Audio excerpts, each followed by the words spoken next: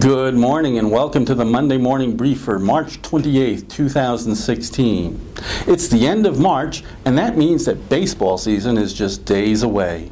Perhaps the one baseball event that might be viewed as the most interesting development in 2016 may have already taken place during spring training when the Tampa Bay Rays defeated the Cuban national team in Havana with President Barack Obama and Cuban President Raul Castro at the stadium sitting side by side.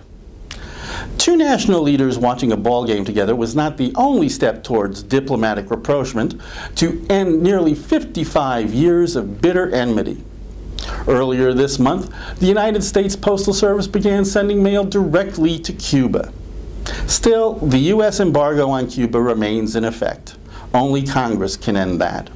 The embargo precludes Americans from importing and selling Cuban goods like cigars and even communist-era postage stamps. In this thawing of frosty relations, it seems only fitting that baseball be on center stage because it is so deeply ingrained in the cultures of both the United States and Cuba. It's one of the few things we still have in common. The Cuban love of baseball has been shown on its postage stamps from time to time.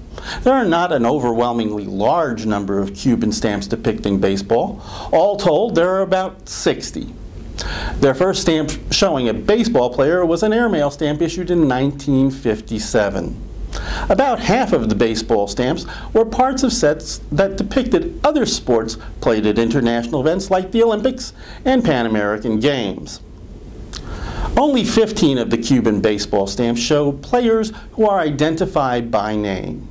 They're not the great Cuban stars that Americans know from Major League Baseball, like Tony Perez and Luis Tiant, players who never returned to Cuba after Fidel Castro took power, but stars of the Cuban national team who didn't leave Cuba to play for big money.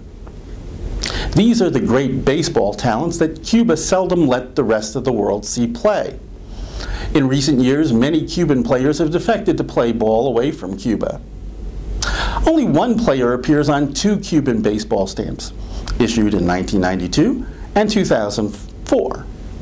Oddly enough, he too was a defector from Cuba. Martin Dihigo, however, defected in 1952 to protest the regime of Fulgencio Batista, the dictator who Fidel Castro eventually overthrew. Dihigo is a member of the United States Baseball Hall of Fame, though he never played in a major league game. He was a black Cuban who excelled in the Negro, Cuban, and Mexican leagues from the 1920s through the 1940s before Jackie Robinson broke the major league color barrier. Dihigo is also a member of the Cuban and Mexican Baseball Hall of Fame.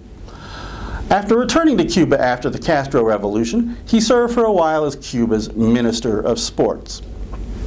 So here's to enjoying a new baseball season and baseball stamps. For Lynn's Stamp News and the Scott Catalogs, I'm Marty Frankovich. Enjoy your week in stamps.